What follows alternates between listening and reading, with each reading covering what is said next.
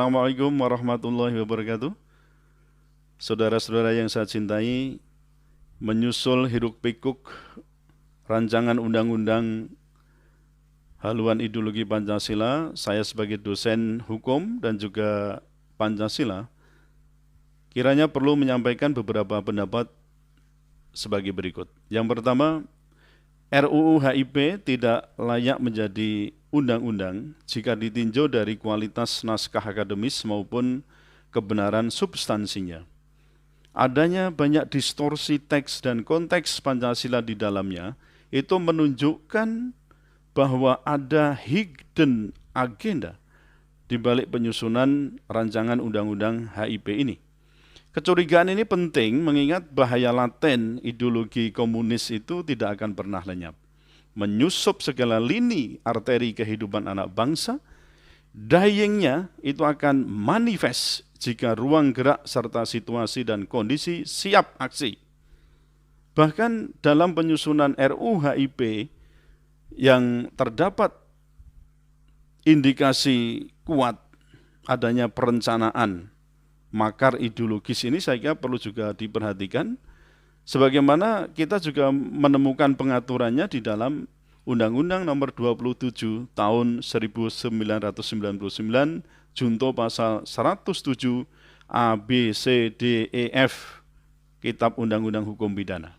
Yang kedua, tidak ada urgensi membentuk Undang-Undang HIP, mengingat kita sudah memiliki peraturan perundang-undangan terkait dengan pertahanan ideologi Pancasila. Yang pertama, yaitu Dekret Presiden 5 Juli 59. Di situ kita kembali kepada Undang-Undang Dasar 45, yang sekaligus bisa kita katakan Undang-Undang Dasar 45 itu adalah penafsiran otentik pertama kali Pancasila sebagai dasar negara. Kemudian yang kedua, TAP MPRS nomor 25 tahun 1966 tentang pembubaran PKI dan larangan menganut dan menyebarkan ideologi komunisme, marxisme, dan leninisme. Kemudian yang ketiga, kita juga punya, tadi sudah saya sebutkan, Undang-Undang Nomor 27 Tahun 99, junto pasal 107 A, B, C, D, E, F Kitab Undang-Undang Hukum Pidana yang mengatur tentang beberapa makar di situ ya, termasuk di dalamnya adalah makar ideologi atau dasar negara di sini. Nah, yang keempat, kita juga punya TAP MPR nomor 6 tahun 2001. Itu apa? Tentang etika kehidupan berbangsa. Nah, jadi kalau kita melihat beberapa peraturan perundang-undangan sudah eksis dan masih eksis ini, maka semua peraturan perundang-undangan tersebut dianggap dapat membentengi Pancasila dasar negara. Jadi tidak perlu ada undang-undang yang secara khusus mengatur tentang haluan ideologi Pancasila itu. Yang ketiga, seandainya pun karena kritik masyarakat lalu TAP MPRS nomor 2566 itu dimasukkan ke dalam konsideran RUU HIP, sekaligus persoalan Trisila dan Ekasila itu ditiadakan, itu bukan berarti selesai masalah.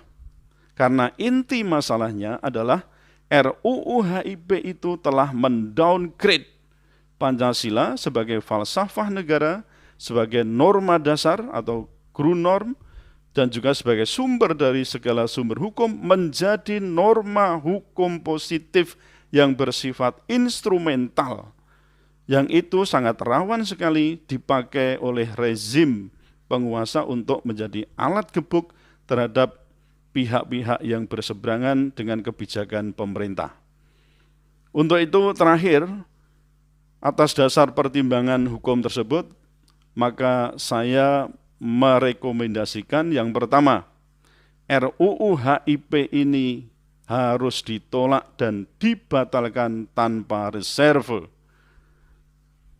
Lalu yang kedua, usut dugaan adanya perencanaan makar terhadap dasar negara atau ideologi dengan membentuk tim pencari fakta.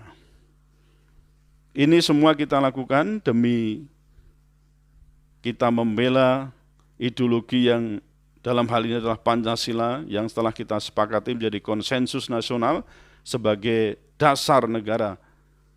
Dan agar NKRI dengan segala suku bangsa yang ada di dalamnya termasuk agama tidak terpecah belah. Demikian pernyataan hukum saya. Terima kasih. Assalamualaikum warahmatullahi wabarakatuh.